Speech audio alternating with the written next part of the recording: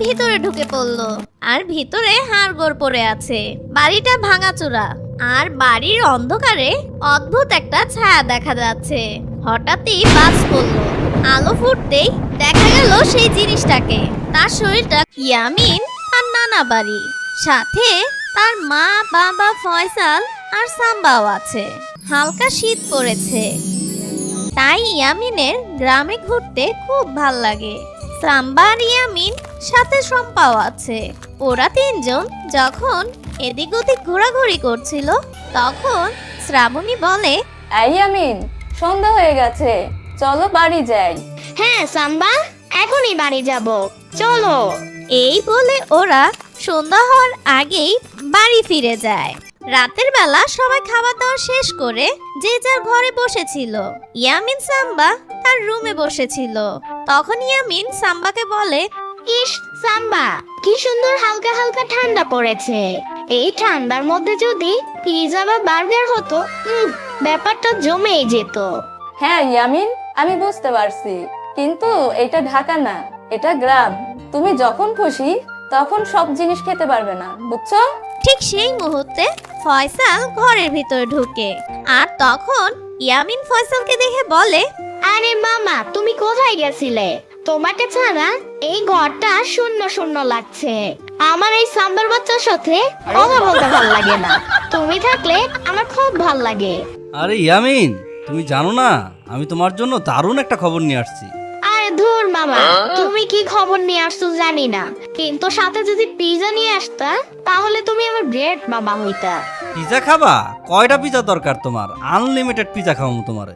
আমি যে খবর আনছি সেটা শুনলে তো তোমার চোখ মাথায় উঠে যাবে। হইছে, কি খবর আনছো বলো শুনি দেখি। সাম্বা, ইয়ামিন, তোরা কি জানিস আমাদের এই এলাকার নাম গরুর হাট কেন হলো? আরে ধুর, এখানে আগে গরুর হাট বসতো তাই। আরে ধুর, আমি তো মনে করছি পিৎজা না হোক তুমি অন্তত বিরিয়ানি খাওয়ার খবর বলবা, আর তুমি কি না গরুর হাট নিয়ে আইছো। পিৎজা না হোক বিরিয়ানির খবর থাকলে বলো, খুব খিদা লাগছে। উফ ফয়সাল, তোর কথা আমার শুনতে ভালোই লাগে না। আচ্ছা, এটা কথাবার্তা লয়ে আইছো। আজকে কেন জানি আমার দিনটা ভালো লাগতেছে না, ভয় ভয় লাগতেছে। আর বাইরে দেখছোস কুতুম পেঁচা ডাকতেছে। তার উপরে মার কাছে শুনছি এরকম ঠান্ডা আবহাওয়ায় ভূতগুলো নাকি লুডো খেলতে বের হয়। এখন আমার খুব ভয় লাগতেছে, যা তো এখান থেকে। আরে চুপ কর ভিতর টিম। শোন, এই খবরটা আমি এই গ্রামের আমার এক বন্ধুর কাছ থেকে পাইছি। আর এটা 100% সঠিক খবর, কারণ ওর দাদা এখনো জীবিত, 150 বছর বয়স। সেই দাদা বলছে এই খবরটা।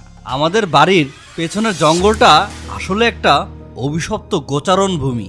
ওখানে 200 বছর আগে এক জমিদার তার প্রিয় ষাঁড়কে জ্যান্ত কবর দিয়েছিল। সেই ষাঁড় এখন গোবুত হয়ে ঘুরে বেড়ায়। জ্যান্ত খবর? কেন, ষাঁড়টাকে জমিদারের বিস্কুট চুরি করে খেয়েছিল? আরে না, কি বলো ইয়ামিন, লেখা আছে। আমার ওই দাদা বলেছে অমাবস্যার রাতে যদি কেউ এই জঙ্গলের মাঝখানে ভাঙা গোয়াল ঘরে যায় তাহলে গোবুত তাকে দেখা দেয়। আরে আর শোনো, ওই গোয়াল ঘরে নাকি জমিদারের লুকানো একটা হীরের সিন্ধুক আছে। হিরে? হিরে মানে তো অনেক টাকা। আর অনেক টাকা মানে সারা জীবন আনলিমিটেড পিৎজা আর বার্গার। ওফ, ইয়ামিন তো মালামাল হয়ে যাবে হিরেগুলো পেলে। আরে না না না, আমি যাব না, আমার হিরে চাই না, আমার কাছে আমার জীবনটাই দামি। চুপ থাকো সাম্বার বাচ্চা, এত ভয় পাও কেন? তুমি আমাদের সাথে যাবে, আমরা আজই যাব, হিরে আনবো, বড় লোক হবো। ফয়সাল মামা, টসটা নাও, অভিযানটা শুরু করি, আসো। ওরা তিনজন ঘরে সবাই যখন ঘুমিয়ে পড়ে তখন আস্তে আস্তে ঘর থেকে বেরিয়ে যায়। ওই দিক থেকে ইয়ামিনের বাবার নাক ডাকার শব্দ ঘরের বাইরে থেকে শোনা যাচ্ছে। হাসতে, বাবা যদি জেগে যায় হীরের বদলে পিঠের চামড়া তুলে নিবে। চলো এখনই। এ কথা শেষ করেই তারা তিনজন সেই জঙ্গলের উদ্দেশ্যে রওনা দিল। হালকা মৃদু ঠান্ডা বাতাস বইছে।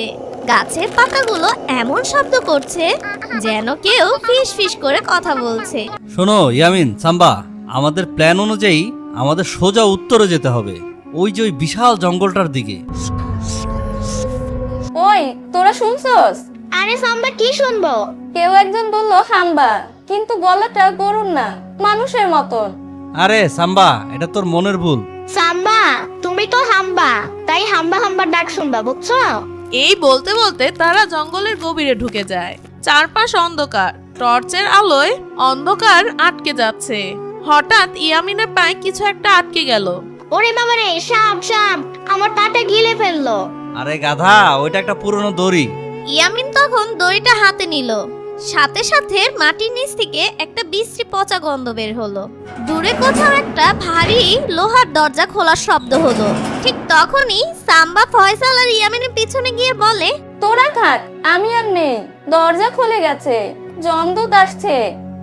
বন্ধটা কিসের? পচা ডিম আর মোজার বন্ধ মিশালে এমনটা হয় নিশ্চয়। সাম্বা, তোমার মুখে থেকে গন্ধ আসতেছে। ইয়ামিন, আমি কিছুক্ষণ আগে দাঁত ব্রাশ করে আসছি, এই গন্ধ সামনে থেকে আসতেছে। আমার মনে হচ্ছে আমরা গোভূতের দরজায় নক করে ফেলেছি। সামনে একটা বিশাল ভাঙাচোরা ঘর দেখা যাচ্ছে। ওটাই সেই অভিশপ্ত গোয়াল ঘর। ভিতরে আলো জ্বলছে। চলো ভিতরে যাই, হিরেটা নিয়ে দৌড় দিব আমরা। তারা ভিতরে ঢুকে পড়লো, আর ভিতরে হাড়গোড় পড়ে আছে। বাড়িটা ভাঙাচোরা, আর বাড়ির অন্ধকারে অদ্ভুত একটা ছায়া দেখা যাচ্ছে। হঠাৎই বাজ পড়লো। আলো ফুটতেই দেখা গেল সেই জিনিসটাকে। তার শরীরটা গরুর মতো, কিন্তু মাথাটা এক বিকট বিশাল একটা ভয়ঙ্কর ষাঁড়ের মতন। চোখ দুটো অনেক ভয়ানক, বড় বড় দাঁতও আছে। নাক দিয়ে তার ধোঁয়া বের হচ্ছে, রেগে ফেপে ফেটে যাচ্ছে। কে রে তোরা, আমার ঘুমের 12টা বাজাতে এসেছিস? সাথে সাথে সাম্বা জ্ঞান হারালো, আর ফয়সালও অনেক ভয় পেতে লাগলো। ইয়ামিন থরথর করে কাঁপছে। আঙ্কেল, আমরা আসলে পথ ভুলে পিকনিক করতে এসেছি। পিকনিক? আমার রাজ্যে পিকনিক? আমি 200 বছর ধরে কিছুই খাইনি। আজ তোমাদের 3 জনকে দিয়ে আমি ব্রেকফাস্ট করব। হা হা হা হা। দাঁড়ান মিস্টার ভূত, আপনি আমাদের খেতে পারেন না, এটা বেআইনি। বেআইনি? আমি হলাম ভূত, আমার আবার কিসের আইন? তবে এই মোটা ছেলেটাকে ফ্রাই করলে ভালোই চর্বি হবে মনে হচ্ছে। আরে না না, আমার পেটে চর্বি নেই, সব গ্যাস। খেলে আপনার পেট খারাপ হবে, আপনি বিশ্বাস করুন। চুপ, আমার একটা শর্ত আছে। যদি তোরা আমার 3টে প্রশ্নের উত্তর দিতে পারিস তবে আমি তোদের ছেড়ে দেব, আর না পারলেই কিন্তু খেচাং। আচ্ছা মিস্টার ভূত, আমরা রাজি, আপনি প্রশ্ন করুন। এমন কোন জিনিস যার শিং আছে কিন্তু গুঁতো দেয় না, লেজ আছে কিন্তু মশা তাড়ায় না? আমি জানি, সেটা হচ্ছে মরা গরু। ভুল, উত্তর হলো গরুর ছবি। তাহলে তোকে দিয়েই ভুরি ভোজটা শুরু করি। আরে আরে আঙ্কেল, দাঁড়ান দাঁড়ান, আমাদের আরেকটা সুযোগ দিন, পরে প্রশ্ন করুন আমাকে। আচ্ছা, আমার দ্বিতীয় প্রশ্ন। আমি যখন জীবিত ছিলাম আমি ঘাস খেতাম, এখন আমি ভূত, এখন আমি কি খাই বলতো? মানুষের ভয়। বাহ, মোটা ছেলে তো বেশ বুদ্ধিমান। ঠিক বলেছিস তুই, আমরা ভূতেরা মানুষের ভয় খেয়েই বেঁচে থাকি। তোরা যত ভয় পাবি আমরা ততই শক্তিশালী হব। ইয়ামিন, ভয় পাস না, ভয় পেলেই ও শক্তিশালী হবে। তুই হাসার চেষ্টা কর। হাসবো? সামনে জমদূত দাঁড়িয়ে আছে, আর আমি কি না হাসবো? এখানে আমার পেট ভিজে যাচ্ছে, আর ওইখানে তুমি হাসির কথা বলছো। আজকে তোমার জন্য আমাদের এই বিপদ। আমার তৃতীয় এবং শেষ প্রশ্ন, তোদের বাবার নাম কি? আরে বাবার নাম কেন? কারণ তোদের খাওয়ার আগে নিমন্ত্রণ পত্রে তোদের বাবার নাম লিখতে হবে যে। হা হা হা হা। ঠিক সেই মুহূর্তে ইয়ামিনের বাবা সেখানে চলে আসে, সাথে তার মাও আসে। ইয়ামিন, ফয়সাল, শ্রাবণী, তোরা এখানে কি করছিস? রাত 3টা বাজে। ওদিকে তোদের খুঁজতে খুঁজতে আমি আর তোর মা হয়রান, আর তোরা এই নর্দমার মধ্যে দাঁড়িয়ে আছিস। ইয়ামিনের বাচ্চা, এই যে ঝাড়ু দেখছিস, এইটা দিয়ে পিটাইতে পিটাইতে আজকে ঘরে নিয়ে যাবো। তোরে কে কইছে এই রাইতের বেলা বাইরেতে? সেইটার এই খুন্তি দিয়ে মারমো। আজকে তোমার মার আসল চেহারা দেখবা, তোমার পিঠের চামড়া আমি উঠাই ফেলবো। কে কে ওখানে? তোরা কি আরো খাবার নিয়ে এসেছিস নাকি? ওই সার মামা, তুই কে রে? তোর মুখটা দেখতে এত বিশ্রী কেন? আবার শিংও লাগাইছস? হ্যালোইন পার্টি হচ্ছে নাকি এখানে? আরে আম্মু, ওই আম্মু, এটা সত্যি সত্যি ভূত আমাকে খেতে চাচ্ছে। ভাই, আপনি কি যাত্রাপালা দলের লোক নাকি? মেকআপটা তো খুব দারুণ করছেন, কিন্তু বাচ্চাদের ভয় দেখাচ্ছেন কেন? বাচ্চাদের ভয় দেখানো কিন্তু ক্রাইম, জানেন? আমি পুলিশ ডাকবো কিন্তু। পুলিশ? মূর্খ মানব, আমি 200 বছরের পুরনো অভিশপ্ত আত্মা। আমি পুলিশকে চিবিয়ে খাই। কি? পুলিশকে চিবিয়ে খাস? আবার আমার ছেলের দিকে চোখ রাঙাচ্ছিস? দাঁড়া, তোকে দেখাচ্ছি মজা। মা তার হাতের ঝাড়ু দিয়ে গোভূতের মাথায় সজোরে মারতে শুরু করলো। গোভূতের বাচ্চা, আমার বাচ্চাকে মারবি? আমার বাচ্চাকে শুধু আমিই মারবো। আম্বা, ওরে বাবা রে, আমার মাথা গেল রে। আম্মু, ওর শিংটা ধরে ঝুলে পড়ো। ওরে বাবারে, এই মহিলা তো ডেঞ্জারাস। এখন তো এখানে থাকাই কষ্টকর হয়ে যাচ্ছে। এই যে ভাই, প্লিজ আপনার এই পাগল বউটাকে নিয়ে যান। ভাই বললেন না এই মহিলা যে কি চিজ, এ তো আমি বিয়ার পর থেকেই দেখতেছি। আপনি একটু টের পাইয়া দেখেন। বউ, আরো মারো, তোমার রাগটা আজকে আসল কাজে লেগেছে। ওরে বাবারে, আমাকে আর মাইরেন না। আপনারা কারা মশাই? ভূতের কি কোনো মান ইজ্জত নাই নাকি? আম্মু, ওই আম্মু, দেখো ও অনেক ভয় পাইতেছে আর ওর শক্তি কমে যাইতেছে। তুমি তোমার ঝাড়ু দিয়ে আরো বাড়ি মারো। আন্টি, মা, আমাকে ছেড়ে দিন। আপনি যা চাবেন আমি তাই দিব। আমাকে অন্তত এই ঝাড়ুর বাড়ি দিয়েন না।